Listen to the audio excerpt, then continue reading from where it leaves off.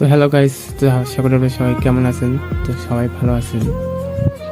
তো আমার কথাগুলো শুনে যে আপনার যদি বেটার মনে হয় যে আমি ভুল কাজ করছি, তারপরে আপনারা কমেন্টে বলবেন যে আমি ভুল না ও ভুল।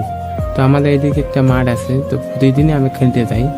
তো আজকে আমি খেলতে গেছিলাম, প্রতিদিনই নেয় আজকে আমি। তো আজকে খেলতে খেলতে খেলার শেষের পথে একটা আজব ঘটনা ঘটে যায় আমার সাথে। সেটা হওয়া কথা ছিল না, তাও হয়ে গেছে। তিনি ফাঁকায় ফাঁকায় থাকতেছেন, তার কারণে আমি তার কার্ড দিয়েছিলাম।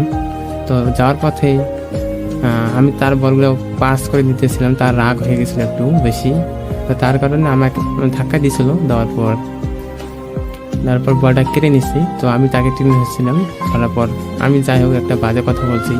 আমার বাবার থেকে বয়সে বড়, তো তিনি তো আমাকে শাসন করবে। তো আমাদের এইদিকে আউট হয়ে গেছে। কিন্তু বাট যখন গুলকে আমাকে বলটা দেয়, তখন আমি আগাই একটু গেছিলাম মাঝখানে মধ্যে মাঠে।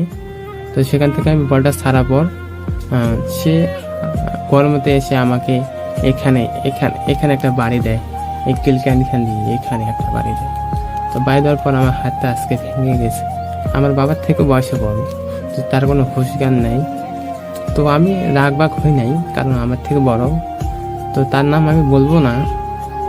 তো তার নাম বললে যাই হোক আমাদের পাড়ার মান সম্মান যাবে, তারও মান সম্মান যাবে।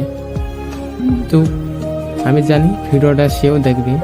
শুধু একটা কথা বলে রাখি তার জন্য, তুই শিখে খেলিস, ভালো খেলিস, আর একটু ভালো করে খেলিস। যেহেতু আমাকে করছিস, আরও করতে পারিস, বলা যায় না। এটা কীভাবে করতে পারলো আমি নিজেও জানি না। আর এটা করছে, এটা আমার অনেক অসুবিধা হয়। গা ধুইতে অসুবিধা, গোসল করতে অসুবিধা, খাইতে অসুবিধা। সে আমায় ক্ষতি করে কী লাভটা পেয়েছে? আমি তো তার কোনো ক্ষতি চাইনি। আমি তাকে একটা গালি দিয়েছি, সেটা ক্ষমার যোগ্য ছিল। তার বিনিময়ে আমাকে এটা শাস্তি পেতে হলো। এটা কেমন দিছে?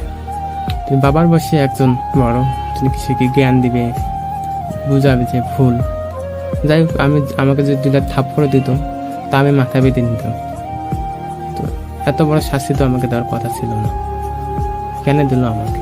শত্রু হয় নিজের লোকে, শত্রুর কোনো অভাব নাই এই বাংলাদেশে। যাকে আপন ভাবো সে কিন্তু আপন না, শুধু মা বাবা ছাড়া। আর মা বাবা তোমার শেষ পর্যন্ত পাশে থাকবে যতদিন বেঁচে আছে। তো আপনাদের বলি, যতদিন বেঁচে থাকবা মা বাবার সেবা করবা, অনেক লাভ আছে, অনেক লাভ আছে। ওগুলো পাড়ার ছেলেপিলেরাও অনেক ভালো হলো, আপনার বিপদের সামনে